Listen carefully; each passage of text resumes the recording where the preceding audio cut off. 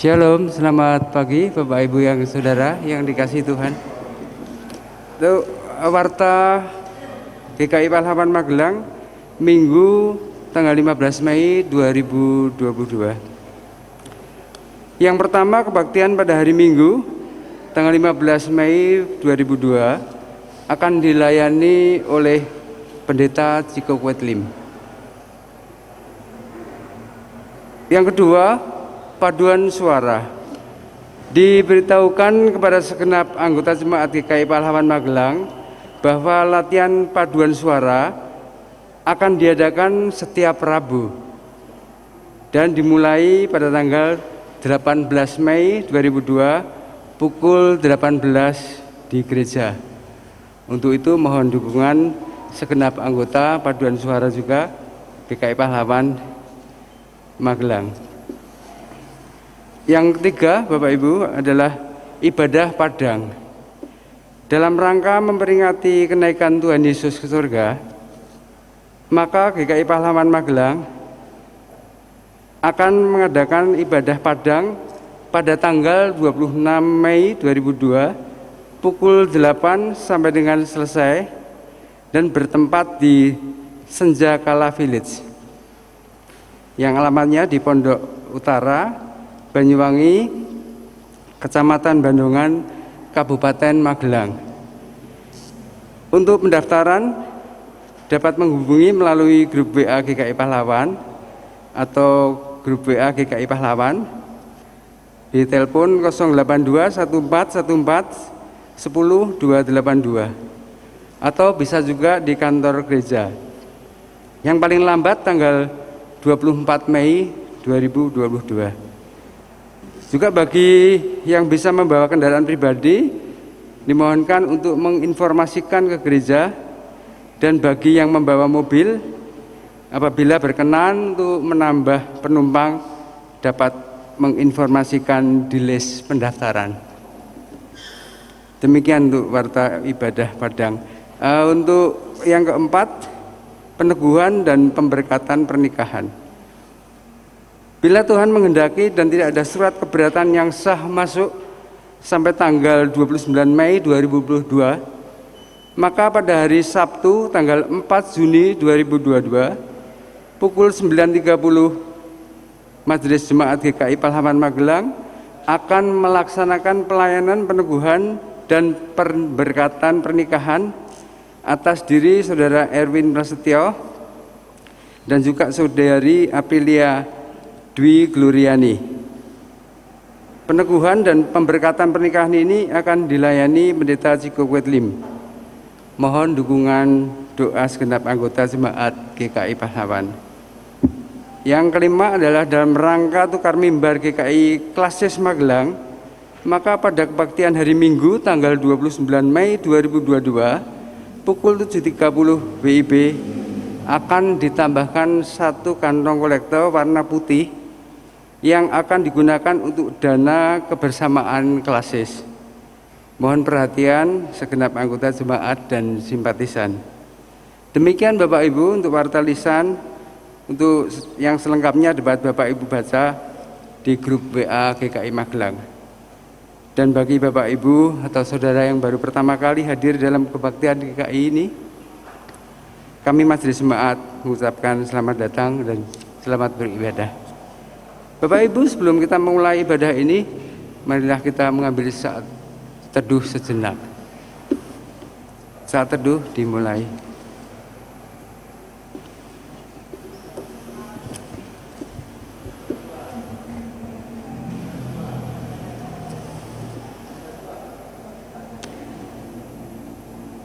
Jemaat yang dikasihi Tuhan, hidup yang kita jalani sekarang ini adalah anugerah sekaligus kesempatan. Patutlah kita mensyukurinya dan mengisi kehidupan ini dengan memuliakan Dia. Di dalam kasih-Nya, kita dipakai menjadi alat Tuhan dan diutus untuk menjadi saksinya. Marilah dengan berdiri, kita memuji Dia.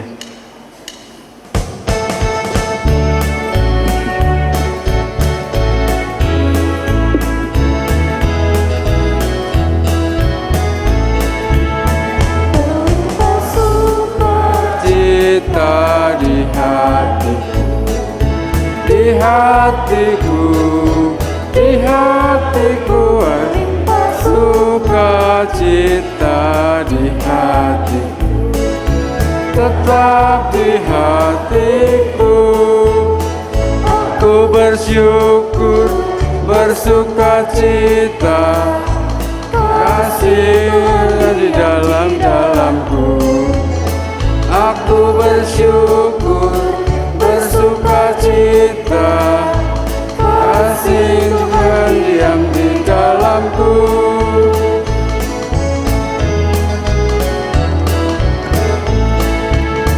Berlimpah kasih Yesus di hatiku, di hatiku, di hatiku. Berlimpah kasih Yesus di hatiku, tetap di hatiku.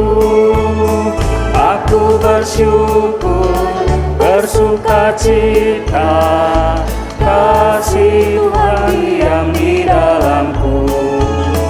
Aku bersyukur, bersukacita, kasih Tuhan diam di dalamku.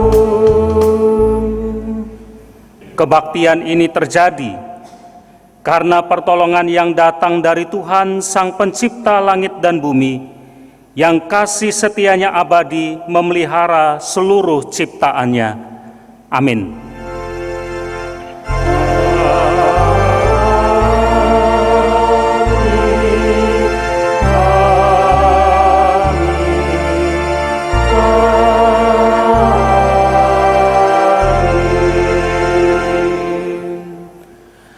Salam sejahtera, kasih karunia dan damai sejahtera dari Allah Bapa kita dan dari Tuhan Yesus Kristus menyertai saudara semua. Dan menyertai saudara juga.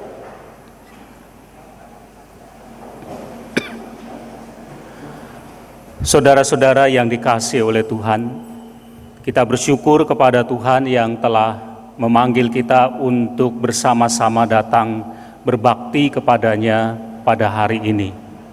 Saudara, di minggu-minggu ini, gereja menghayati peristiwa penampakan Tuhan Yesus kepada para murid. Setelah Tuhan Yesus bangkit, berulang-ulang Tuhan Yesus menampakkan diri pada para murid untuk menguatkan mereka, supaya mereka dipersiapkan menjadi saksi Tuhan, sampai nanti dia naik ke surga. Inilah penghayatan kita bahwa Tuhan tidak pernah meninggalkan kita, tetapi Dia terus menolong dan memampukan kita semua. Saudara, setiap orang tentu ingin hidupnya dihargai dan diterima oleh orang-orang di sekitarnya. Dengan begitu kita merasa hidup kita ini berarti. Namun keinginan ini tidak selalu kita dapatkan.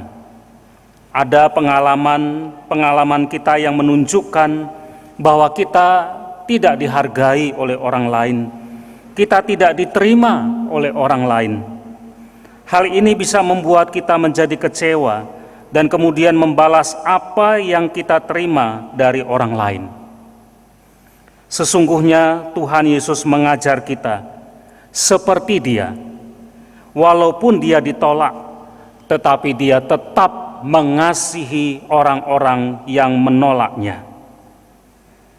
Mazmur 71 ayat 1-6 mengatakan demikian. Padamu ya Tuhan aku berlindung, janganlah sekali-kali aku mendapat malu. Lepaskanlah aku dan luputkanlah aku oleh karena keadilan-Mu. Sendengkanlah telingamu kepadaku dan selamatkanlah aku. Jadilah bagiku gunung batu, tempat berteduh, kubu pertahanan untuk menyelamatkan aku. Sebab Engkaulah bukit batuku dan pertahananku.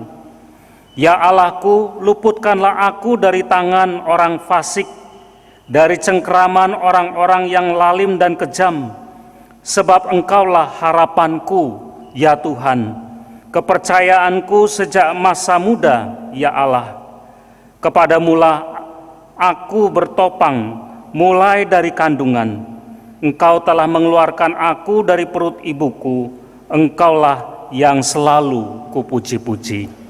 Ketika kita belajar untuk mengasihi, maka sesungguhnya kita telah melakukan kehidupan yang berkenan seperti yang Tuhan ajarkan kepada kita. Amin.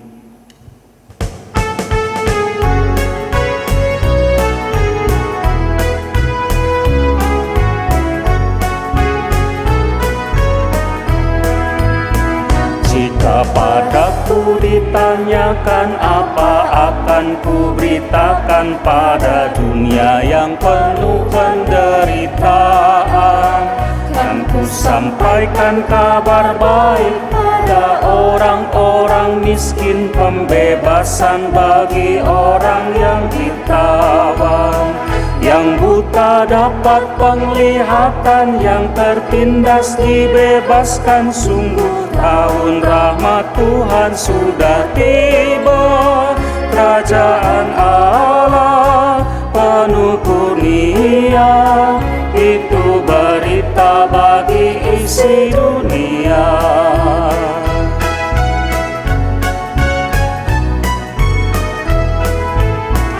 Jika padaku ditanyakan apa akan ku sampaikan pada dunia yang penuh dengan cobaan. Aku bersaksi dengan kata tapi juga dengan karya, menyampaikan kasih Allah yang sejati. Telah tersedia bagi kita pengampunan dan anugerah keselamatan dalam Kristus Puteranya. Kerajaan Allah penuh kurnia, itu berita bagi isi dunia.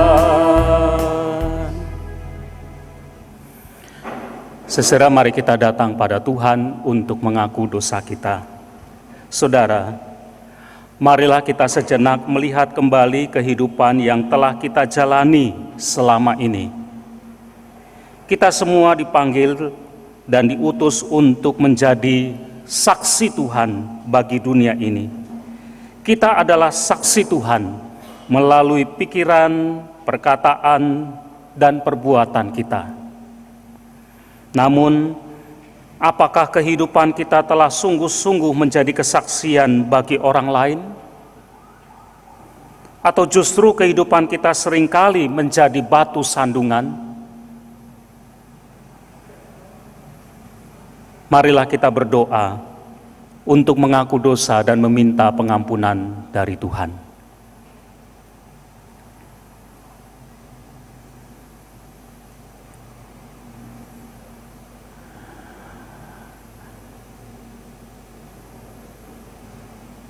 Ya Tuhan, ketika kami melihat kembali kehidupan yang sudah kami jalani, maka kami sadar kalau kami telah berdosa kembali. Sesungguhnya Tuhan mengutus kami untuk menjadi saksi Tuhan. Pergi kepada dunia ini dan mewartakan kabar baik tentang keselamatan di dalam Tuhan Yesus. Tetapi tugas ini tidak sungguh-sungguh kami lakukan, karena kami ternyata telah menyimpang. Pikiran kami, perkataan kami, perbuatan kami tidak mencerminkan bahwa kami adalah utusan Tuhan. Sehingga seringkali kehidupan kami menjadi batu sandungan buat orang lain. Sekarang kami datang mengakui dosa kami di hadapan-Mu. Sungguh kami tidak layak. Kami memohonkan belas kasih dari Tuhan, supaya karena kasih-Mu itu maka kami yang berdosa ini diampuni. Biarlah kami sekarang mendapatkan anugerah itu, supaya hidup kami dibersihkan dari dosa-dosa kami.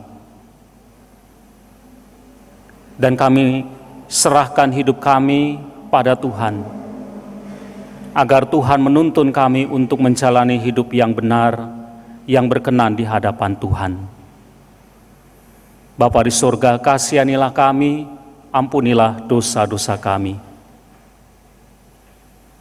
Dan sekarang kami mempersiapkan diri untuk bersama-sama mendengarkan firman-Mu.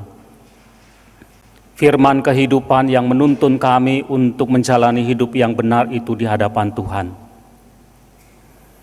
Kami yang lemah dan terbatas ini, tolonglah, mampukanlah kami untuk dapat memahami dengan baik, dengan jelas.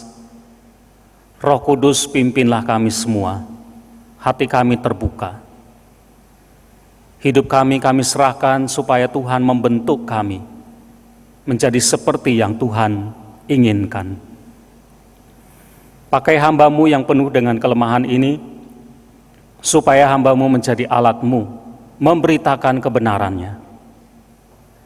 Sekarang kami arahkan hati dan pendengaran kami kepada Tuhan. Berfirmanlah, karena kami semua sudah siap untuk mendengarnya.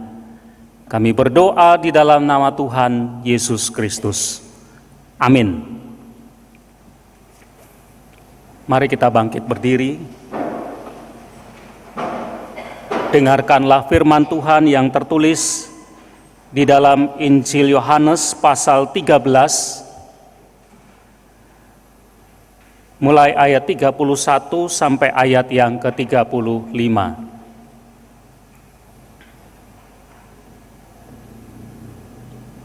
Injil Yohanes pasal 13 ayat 31 sampai 35.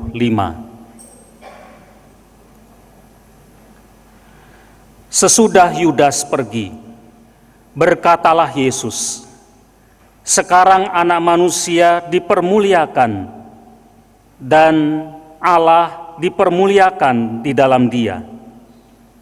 Jikalau Allah dipermuliakan di dalam Dia, Allah akan mempermuliakan Dia juga di dalam dirinya dan akan mempermuliakan Dia dengan segera. Hai anak-anakku, hanya seketika saja lagi aku ada bersama kamu.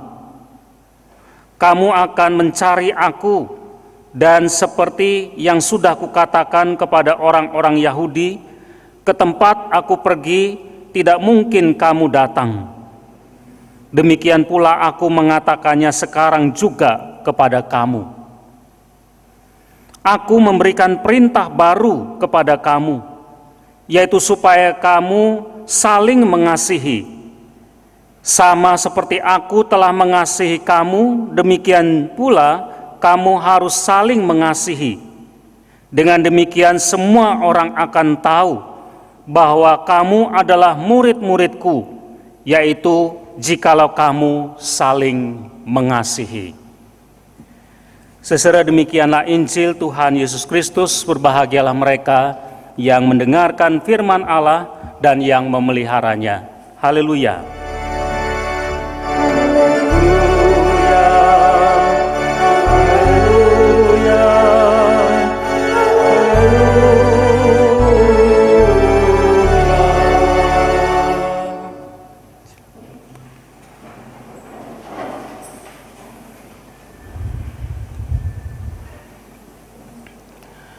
Saudara-saudara yang dikasihi oleh Tuhan, mengawali renungan ini, saya ingin mengutip kembali apa yang pernah dikatakan oleh Mother Teresa, Ibu Teresa. Dia berkata seperti ini, orang yang paling miskin itu bukan orang yang tidak punya uang, bukan orang yang tidak punya harta, bukan orang yang tidak punya rumah, bukan orang yang tidak punya mobil, Tetapi orang yang paling miskin di dunia ini adalah orang yang tidak punya kasih.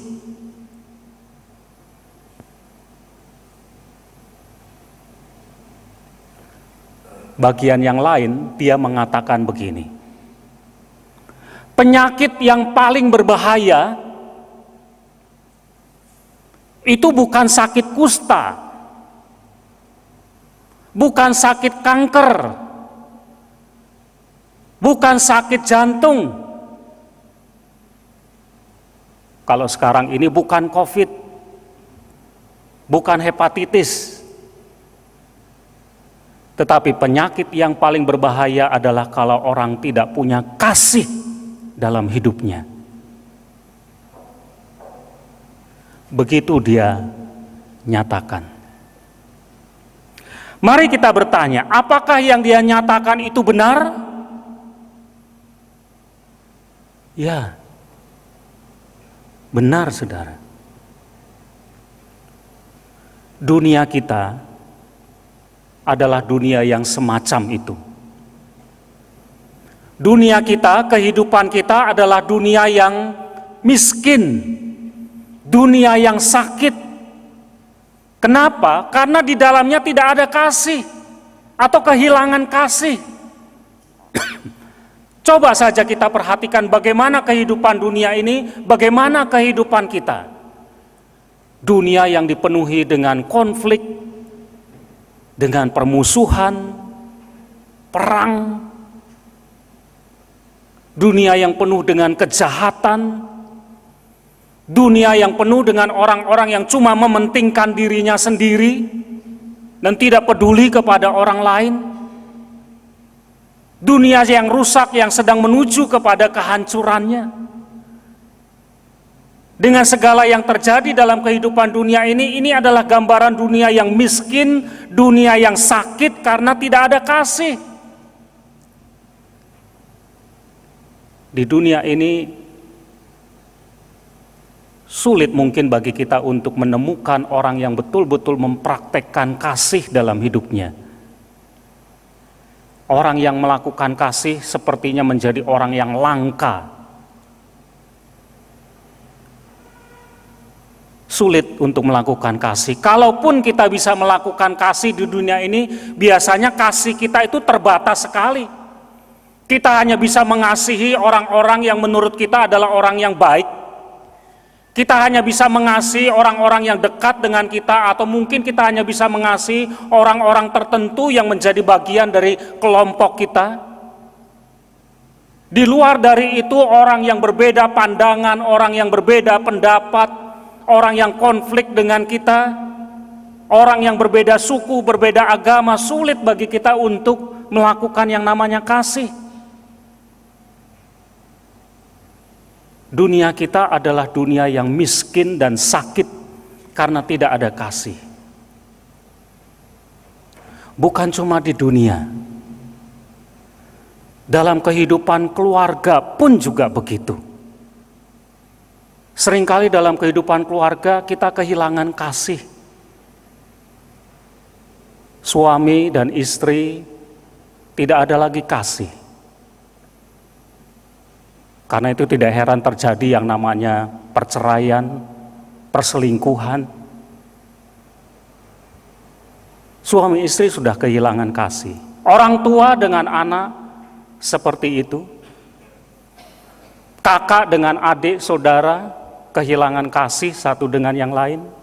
Dalam kehidupan keluarga kita, di komunitas yang paling kecil pun sudah mulai kehilangan yang namanya kasih. Demikian juga dalam komunitas kita sebagai gereja. Perenungan bagi kita, adakah kasih dalam kehidupan di gereja? Di gereja kita diajar untuk mengasihi. Dalam kehidupan kita bersama, ada perintah Tuhan supaya kita saling mengasihi satu dengan yang lain. Tapi persoalannya, gereja juga bisa menjadi miskin, gereja juga bisa jadi sakit, gara-gara tidak ada kasih dalam kehidupan bergereja. Walaupun mungkin kita diajar, walaupun mungkin kita hafal, kita sering dengar kata kasih itu diungkap di gereja, tapi belum tentu orang mempraktekannya. Maka tidak heran di gereja bisa terjadi konflik, di gereja orang bisa saling bermusuhan, di gereja orang bisa saling menjelekkan, saling menjatuhkan satu dengan yang lain. Di gereja juga ada orang-orang yang cuma mementingkan dirinya sendiri. Ketersinggungan, kemarahan, kebencian, segala hal yang buruk yang ada di dunia itu juga bisa ada di gereja. Bayangannya adalah gereja juga miskin, gereja juga sakit, karena di dalam gereja kita kehilangan kasih. Saudara, seringkali kasih itu cuma sekedar ajaran. Kasih itu cuma sekedar slogan saja. Kasih itu cuma sebuah cita-cita idealis yang tidak mampu untuk kita wujudkan. Seolah-olah kasih itu cuma ajaran dari langit yang tidak membumi, yang tidak ada dalam kehidupan kita bersama. Padahal kalau kita membaca di dalam Alkitab, kasih itu adalah identitas. Kasih itu adalah ciri khas kehidupan orang-orang yang percaya kepada Tuhan. Nah, inilah pergumulan kita. Mari kita belajar bersama dari firman Tuhan. Ada sebuah perintah Tuhan beri. Tadi kita membaca Yohanes pasal 13 ayat 31 sampai 35. Saudara, firman Tuhan ini itu dilatar belakangi oleh ada pertentangan antara dua sosok. Yang pertama itu adalah Yesus sendiri, dan yang kedua adalah Yudas Iskariot. Tuhan Yesus mengajarkan tentang kasih, dan dia mempraktekkan kasih. Dan karena kasihnya kepada umatnya, maka dia rela untuk memberikan dirinya. Untuk kemudian dia nanti akan menderita, dia ditangkap, dia mati disalib. Dia memberikan hidupnya karena apa? Karena kasih. Ketika dia mengasihi, maka fokusnya bukan dirinya. Tetapi ketika orang mengasihi, fokusnya adalah siapa yang dikasihi. Dan itulah yang Tuhan Yesus lakukan. Ketika dia mengasihi, dia tidak memperhatikan dirinya sendiri, tetapi dia memperhatikan umatnya yang dikasihi. Ini Tuhan Yesus. Nah, ini dipertentangkan dengan Yudas. Ketika Tuhan Yesus mengajarkan, ketika Tuhan Yesus mempraktekkan, ketika Tuhan Yesus memberi teladan, Yudas malah bertindak sebaliknya. Tidak ada kasihnya kepada Tuhan, tidak ada kasihnya kepada komunitasnya, yaitu murid-murid Tuhan Yesus yang lain. Tidak ada. Yang ada adalah dia cuma mementingkan dirinya sendiri. Yang ada dia cuma mengasihi dirinya sendiri. Dan karena itu ketika dia ikut Yesus, ketika dia berkumpul dengan murid-murid yang lain, yang dia cari adalah keuntungan. Makanya ketika dia melihat bahwa niatnya untuk mendapatkan keuntungan itu sepertinya tidak ada karena Tuhan Yesus akan ditangkap dan mati disalib, maka dia pakai kesempatan yang sempit itu untuk menjual Tuhan Yesus. Supaya di kesempatan yang sempit itu dia masih dapat keuntungan buat dirinya sendiri. Inilah dua sosok yang dipertentangkan. Tuhan Yesus yang mengasihi dan rela untuk memberikan dirinya, sementara Yudas mengasihi dirinya sendiri dan dia mencari keuntungan buat dirinya sendiri. Tuhan Yesus sudah mengajar tapi dia tidak mempraktekannya. Mungkin dia tahu, tapi dia tidak mempraktekannya. Baru kemudian dalam bacaan kita dikatakan, maka pergilah Yudas. Dengan perginya Yudas itu sebetulnya sebuah pernyataan dia meninggalkan Yesus, dia meninggalkan komunitasnya, dia tidak ingin lagi mengasihi Yesus, dia tidak ingin lagi mengasihi komunitasnya. Pergilah dia. Maka Tuhan Yesus mengajar, Sudah tiba waktunya bahwa Allah dipermuliakan. Dan Allah yang dipermuliakan itulah yang akan mempermuliakan dia. Dan dia akan dipermuliakan dengan segera. Jadi Tuhan Yesus sudah tiba waktunya, kalau dia dulu datang dalam kerendahan, maka tiba sekarang waktunya untuk dia dimuliakan. Tetapi yang dimaksud dengan dia dimuliakan akan terjadi peristiwa di mana dikatakan dia akan pergi. Dan yang dimaksud dengan perginya dia adalah kemudian dia akan ditangkap, dia mati, disalibkan. Dia bangkit lalu kemudian dia naik ke surga. Itulah yang akan terjadi pada Tuhan Yesus. Itulah peristiwa di mana dia dimuliakan. Kasihnya terwujud ketika dia menyerahkan hidupnya, mati disalib, lalu kemudian dia bangkit, lalu kemudian dia pergi naik ke surga. Setelah itu baru Tuhan Yesus mengatakan, aku memberikan perintah baru kepada kamu. Yang dimaksud dengan perintah baru ini bukan berarti dulu tidak ada. Dulu sudah ada perintah untuk mengasihi. Kalau diperiksa firman Tuhan ada perintah untuk mengasihi. Kasihilah Tuhan Allahmu, kasihilah sesama manusia, itu perintah untuk mengasihi. Tetapi persoalannya perintah untuk mengasihi itu sudah menjadi usang. Sudah menjadi tua. Kenapa? Karena tidak lagi dilakukan. Jadi kalau Tuhan bilang aku memberikan perintah baru, itu bukan berarti dulu tidak ada, sudah ada, tetapi itu sudah menjadi usang karena tidak dilakukan. Maka yang dimaksud perintah baru ini adalah seperti sesuatu yang sedang diperbarui lagi. Perintahnya apa? Cuma 2 kata sebetulnya. Aku memberikan perintah baru kepadamu, yaitu supaya kamu saling mengasihi. Saling mengasihi.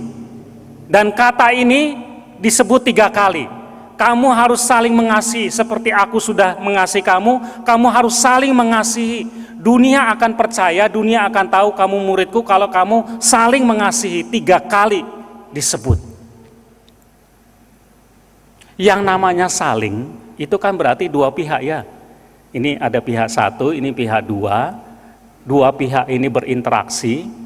Lalu kemudian mereka saling mengasihi. Yang ini mengasihi ini, yang ini juga mengasihi itu. Yang namanya saling itu begitu. Jadi yang namanya saling mengasihi itu bukan cuma sepihak. Yang satu mengasihi, yang satu lagi ini tidak mengasihi ini. Itu namanya bukan saling. Kalau saling itu berarti dua-duanya melakukan. Saling mengasihi. Saling mengasihi itu kata yang dipakai adalah kata yang aktif. Kata kerja yang aktif, saling mengasihi. Jadi yang namanya saling mengasihi itu bukan cuma, oh ya tahu saya harus saling mengasihi. Bukan. Bukan cuma sekedar hafal, tapi yang dimaksud saling mengasihi itu adalah sebuah action, sebuah tindakan, sebuah perbuatan yang harus diwujudkan.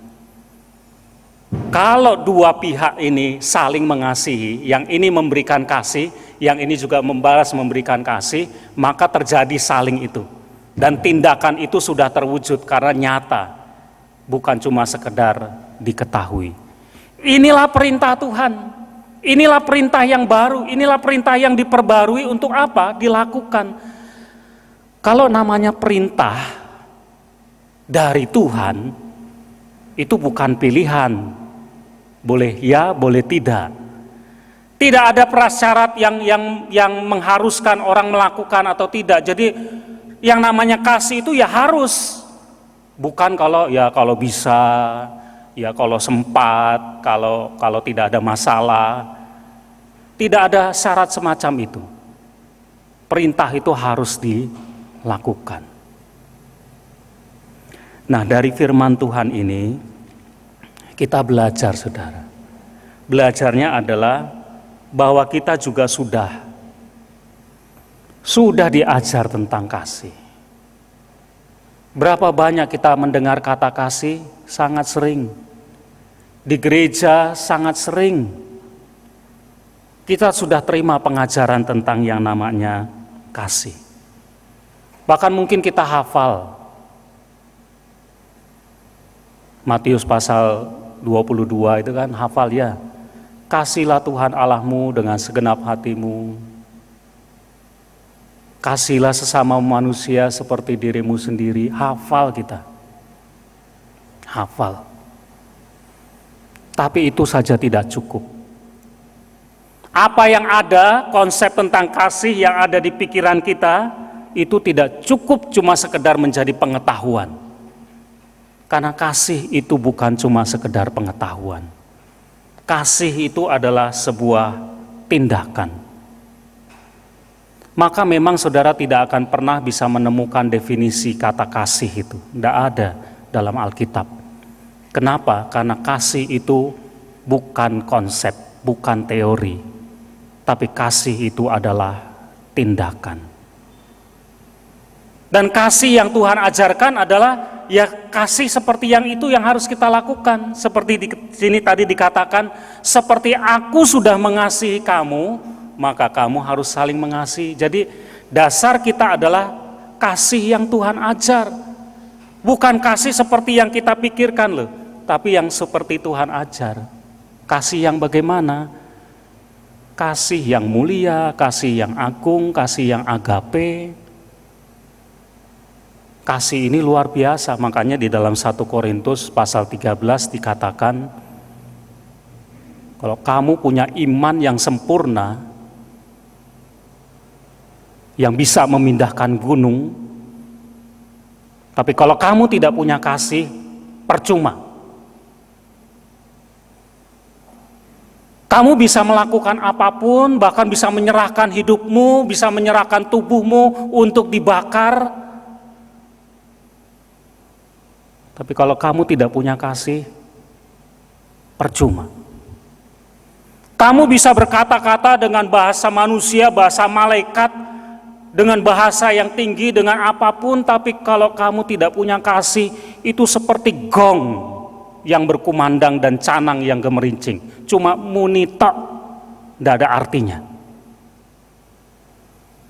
Maka kemudian ada lanjutannya ayat yang keempat, kasih itu sabar. Kasih itu murah hati, kasih itu lemah lembut.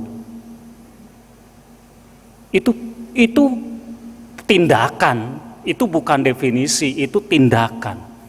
Jadi yang namanya kasih yang Tuhan ajarkan kepada kita adalah sebuah tindakan. Nah, ini harus dipraktekkan dalam hidup kita bersama. Di keluarga, itu harus dilakukan.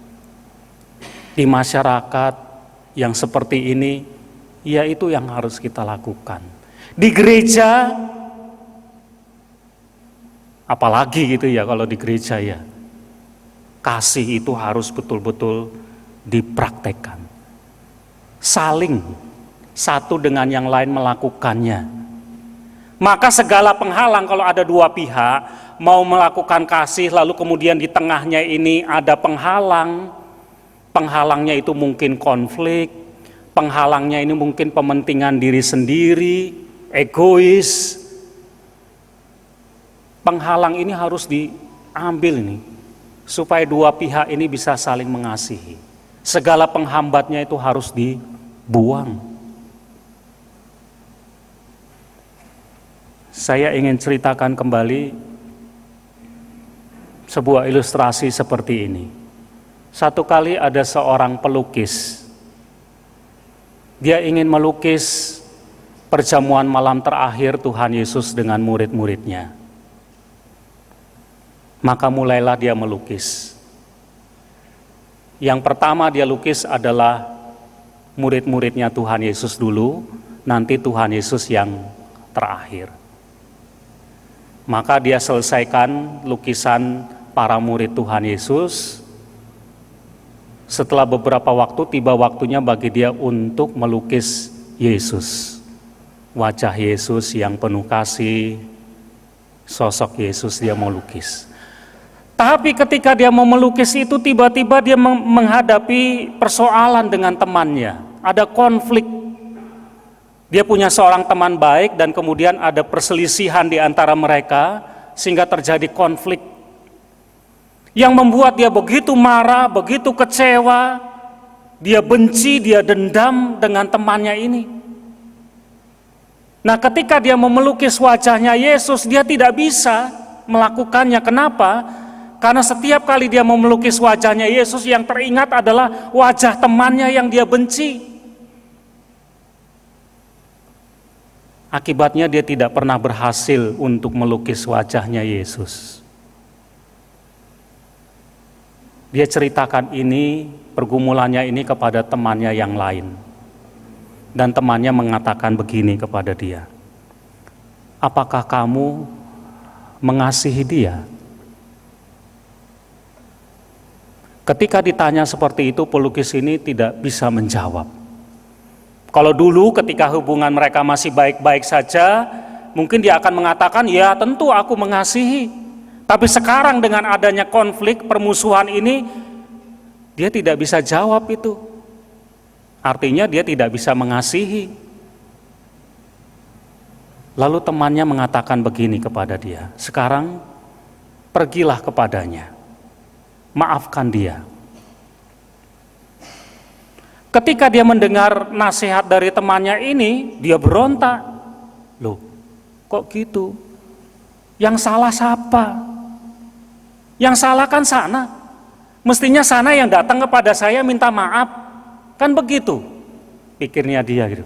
Loh, kok malah saya yang disuruh pergi ke sana, malah saya yang memaafkan? Kok enak banget. Dia tidak terima. No, tidak. Dia meninggalkan temannya yang memberi nasihat itu dan dia bergumul dengan dirinya sendiri. Dan setiap kali dia mau melanjutkan lagi untuk melukis wajahnya Yesus, dia tidak pernah bisa. Sampai akhirnya dia sadar, dia tidak boleh begini terus. Dia tidak akan pernah bisa menyelesaikan lukisannya. Maka kemudian akhirnya dia nyerah, ya sudahlah, aku tak pergi ke rumah temanku. Pergilah dia ke rumah temannya. Dan ketika dia berjumpa dengan temannya itu, maka langsung dia mengatakan, aku mengampuni kamu. Dan ternyata temannya juga mengatakan hal yang sama. Dan mereka saling mengampuni, mereka berpelukan, menangis, dan selesailah persoalan di antara mereka. Dia kembali ke rumah dengan hati yang sudah sejahtera, sudah damai. Karena persoalannya dengan orang lain, dengan temannya sudah selesai. Dan ketika dia duduk menyelesaikan lukisan wajah Tuhan Yesus, dia bisa melakukannya. Dia bisa lakukan, selesai lukisan itu. Ada penghalang bagi kita untuk bisa mengasihi. Sulit mungkin bagi kita untuk mengasihi. Ketika kita tersinggung, ketika kita marah, ketika ada orang lain mungkin menurut kita menyakiti kita, melukai kita, susah untuk mengasihi. Susah untuk memberikan pengampunan kepada dia. Tapi Tuhan bilang kepada kita, ini perintah baru. Perintahnya apa? Kamu harus saling mengasihi. Kamu harus saling mengasihi. Kamu harus saling mengasihi. 3 kali Tuhan bilang, kamu harus saling mengasihi. Maka segala penghambat itu harus disingkirkan. Jangan tunggu orang lain. Mulai dari diri sendiri. Mulai dari diri sendiri untuk mengasihi. Kalau itu yang kita lakukan, maka kasih itu akan menjadi tuah, menjadi berkat bagi kehidupan kita bersama, di gereja, di keluarga, di masyarakat. Itu akan jadi berkat yang luar biasa. Kita akan bisa hidup berdamai dengan orang-orang di sekitar kita. Mari kita saling mengasihi. Amin.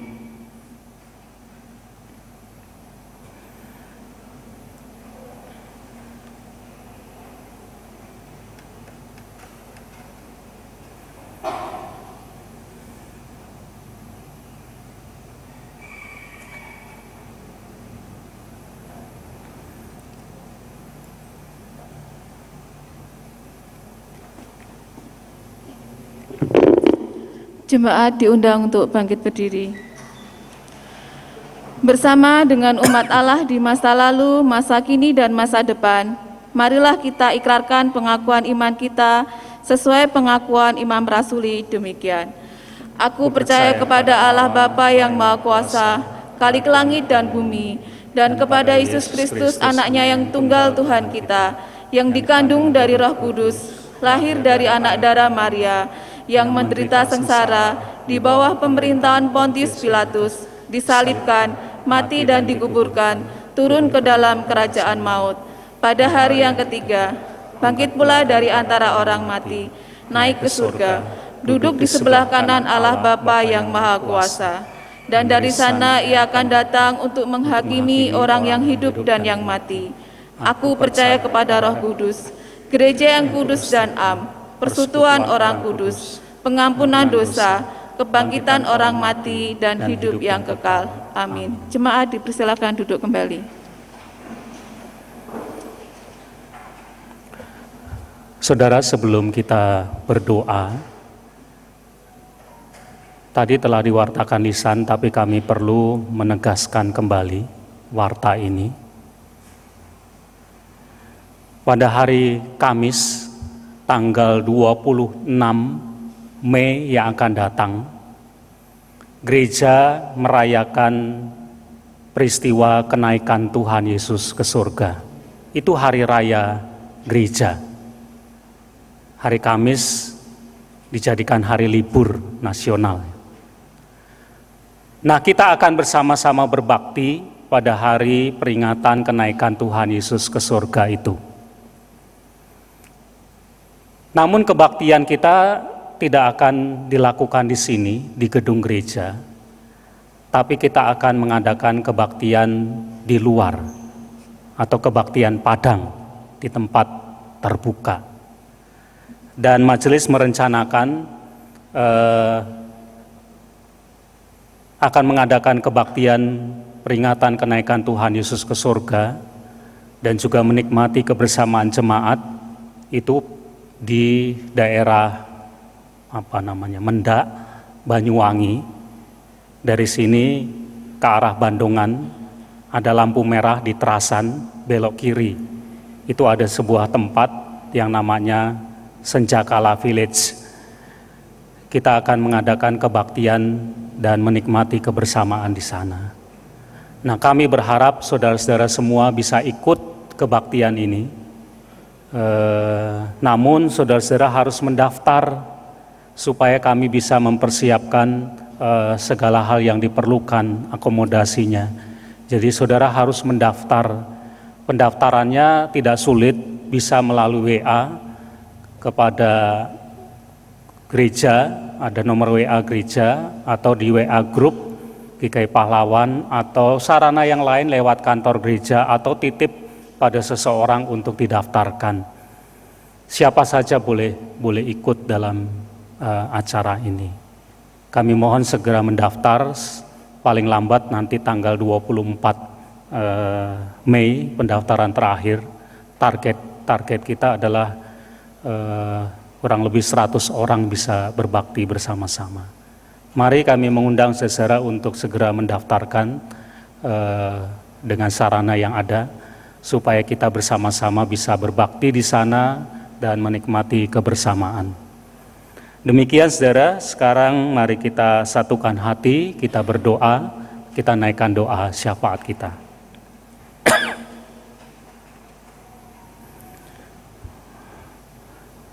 Ya Tuhan, Engkau telah mengajar dan mewujudkan kasih itu kepada kami.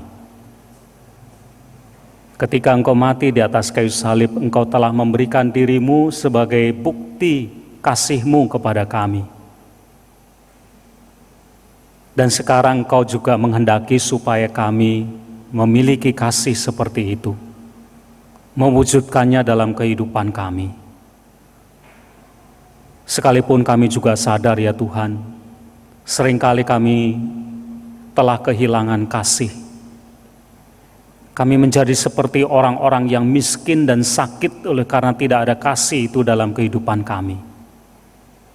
Tuhan tolong kami, mampukan kami untuk dapat mewujudkan kasih itu dimulai dari diri kami sendiri terlebih dahulu, supaya kami bisa saling mengasihi seperti perintah Tuhan. Bapa, kami berdoa untuk kehidupan kami bersama sebagai gereja-Mu, GKI Pahlawan, untuk seluruh anggota dan simpatisan. Biarlah kami mewujudkan kehidupan bergereja yang saling mengasihi satu dengan yang lain. Berkati setiap aktivis pelayan Tuhan yang ada, dengan tekun dan setia terus melayani Tuhan. Kami doakan saudara-saudara kami yang sakit, yang bergumul dengan kesehatannya, Tuhan, jamahlah mereka, sembuhkanlah mereka. Apa yang terbaik Tuhan berikan. Saudara kami yang lemah karena lanjut usia, dimanapun mereka berada, jaga iman mereka ya Tuhan. Saudara kami yang sedang menghadapi masalah pergumulan dalam bentuk apapun, Tuhan, Engkau sumber pengharapan buat mereka. Tuhan pasti menolong. Saudara-saudara kami yang undur, yang tenggelam dalam berbagai kesibukan dunia ini dan melupakan Tuhan, biarlah mereka boleh berbalik kembali padamu. Kami doakan kegiatan-kegiatan gerejawi yang ada, baik kegiatan-kegiatan yang rutin dilaksanakan seperti PA, Biston Pagi, katekisasi, persekutuan-persekutuan remaja, muda, dewasa. Tuhan memberkati semuanya, supaya boleh terlaksana dan menjadi wadah bagi kami untuk terus bertumbuh iman kami. Kami ingin berdoa untuk kegiatan peringatan kenaikan Tuhan Yesus ke surga. Kami akan berbakti bersama-sama dalam kebaktian Padang pada tanggal 26 Mei yang akan datang. Biarlah kami boleh bersekutu, berhimpun bersama-sama dan berbakti kepada Tuhan untuk mengingat kembali saat di mana Tuhan Yesus dimuliakan dengan naik ke surga. Segala hal yang dipersiapkan untuk ibadah ini dan kebersamaan yang akan terjadi, Tuhan memberkatinya.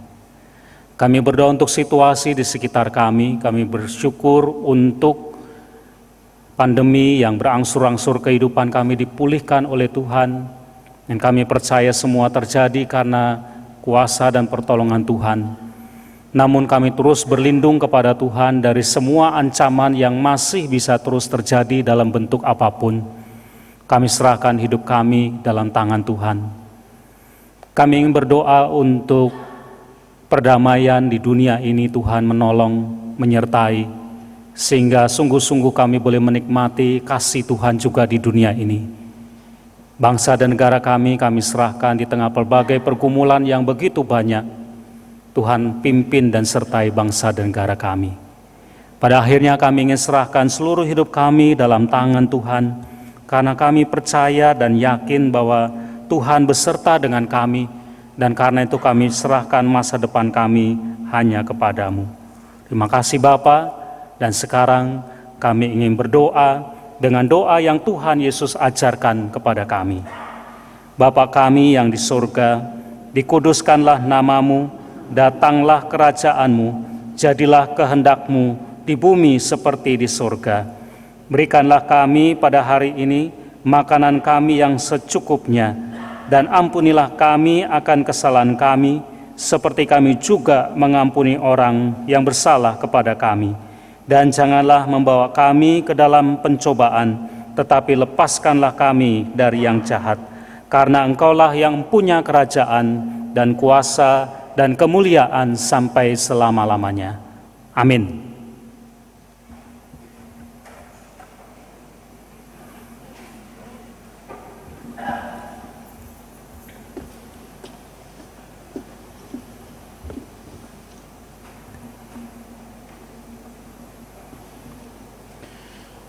Jemaat yang dikasihi Tuhan, marilah kita siapkan hati kita dan memberikan persembahan yang telah kita persiapkan dari rumah. Marilah kita bersyukur atas pemeliharaan Tuhan yang begitu luar biasa dalam hidup kita. Marilah kita datang bersyukur dengan membawa persembahan yang terbaik kepadanya. Sebagai dasar persembahan firman-Nya dalam 2 Korintus 9 ayat 7 mengatakan, Hendaklah masing-masing memberikan menurut kerelaan hatinya, jangan dengan sedih hati atau karena paksaan, sebab Allah mengasihi orang yang memberi dengan sukacita.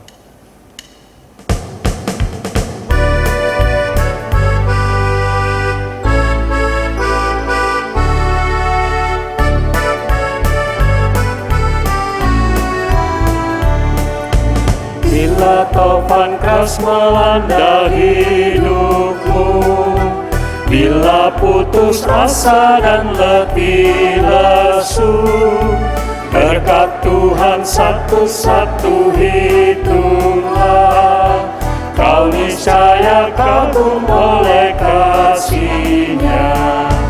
Berkat Tuhan mari hitunglah, kau kan kagum oleh kasih-Nya. Berkat Tuhan mari hitunglah, kau niscaya kagum oleh kasih-Nya.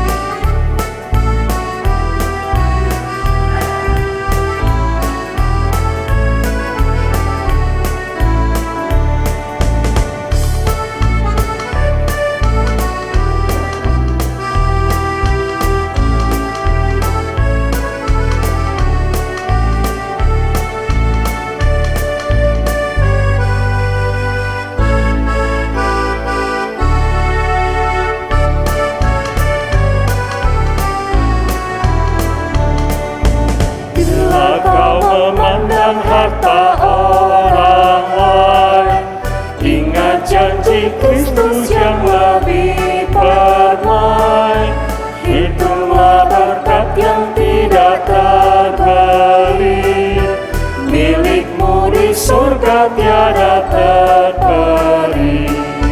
Berkat Tuhan mari hitunglah, kau kan kagum oleh kasih-Nya.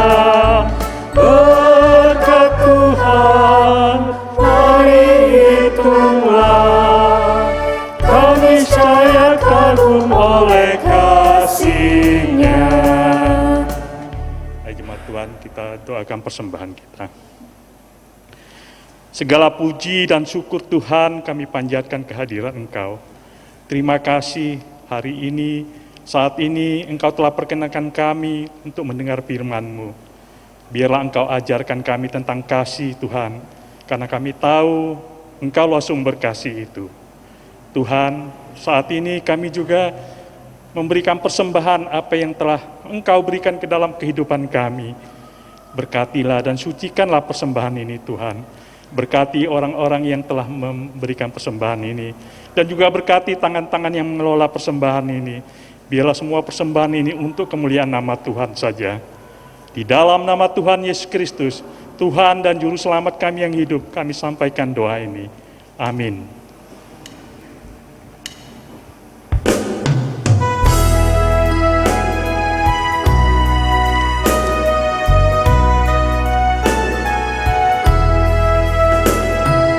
Yesus menginginkan daku bersinar baginya, dimanapun ku berada, ku mengenangkannya. Bersinar, bersinar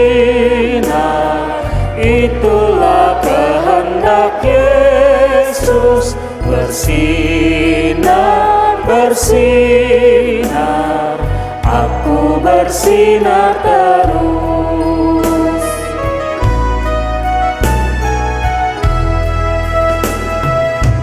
Aku pun ingin bersinar dan melayaninya, hingga di sorga ku hidup senang bersamanya. Bersinar, bersinar, itulah kehendak Yesus. Bersinar, bersinar, aku bersinar terus. Saudara-saudara, arahkanlah hatimu kepada Tuhan. Kami mengarahkan hati kami kepada Tuhan.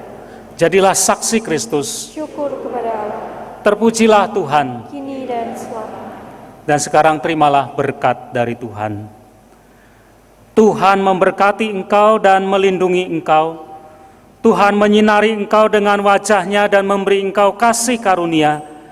Tuhan menghadapkan wajah-Nya kepadamu dan memberi engkau damai sejahtera. Amin.